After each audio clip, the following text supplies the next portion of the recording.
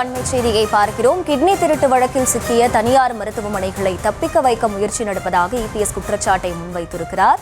இரு மருத்துவமனைகளில் உறுப்பு மாற்று அறுவை சிகிச்சைக்கான உரிமம் ரத்து குறித்த புகாரில் அவர்களை தப்பிக்க வைக்கும் முயற்சி நடைபெறுவதாக இபிஎஸ் ஒரு குற்றச்சாட்டை முன்வைத்திருக்கிறார். அண்மை செய்தியாக பார்க்கிறோம்.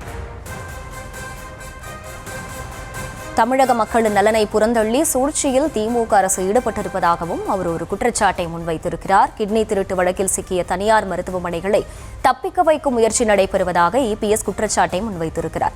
கூடுதல் விவரங்களை செய்தியாளர் ராஜேஷ் வழங்க கேட்கலாம். ராஜேஷ், வணக்கம். முழு விவரங்கள். வணக்கம். அதிமுக பொதுச் செயலாளர் இபிஎஸ் கண்டன அறிக்கை ஒன்றை வெளியிட்டிருக்கிறார். அதிலே தமிழ்நாட்டில் போலி ஆவணங்கள் மூலமாக சிறுநீரக மற்றும் உறுப்பு மாற்று அறுவை சிகிச்சை மோசடியில் ஈடுபட்டதாக 2 தனியார் மருத்துவமனைகளில் உறுப்பு மாற்று அறுவை சிகிச்சைக்கான உரிமத்தை தமிழக அரசு ரத்து செய்தது. அந்த மருத்துவமனைகளில் ஒன்று மண்ணச்சநல்லூர் திமுக சட்டமன்ற உறுப்பினருக்கு சொந்தமானது என்று அவர் குறிப்பிட்டிருக்கிறார்.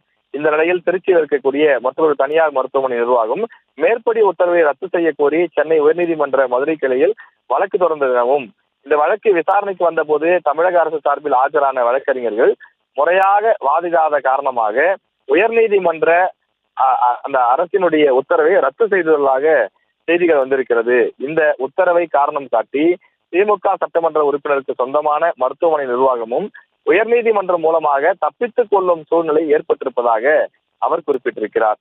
தொடர்ந்து பல்வேறு விஷயங்கள் இருக்கக்கூடிய சூழ்நிலையிலே திமுக கட்சியினுடைய மருத்துவமனையை தப்பிக்க வைக்க தமிழக மக்களின் நலனை புறந்தள்ளிவிட்டு இந்த சூழ்ச்சியிலே தொடர்ந்து திமுக அரசு ஈடுபட்டு வருவதை கண்டிக்கிறேன் என்று இபிஎஸ் தன்னுடைய பதிவிலே குறிப்பிட்டிருக்கிறார்.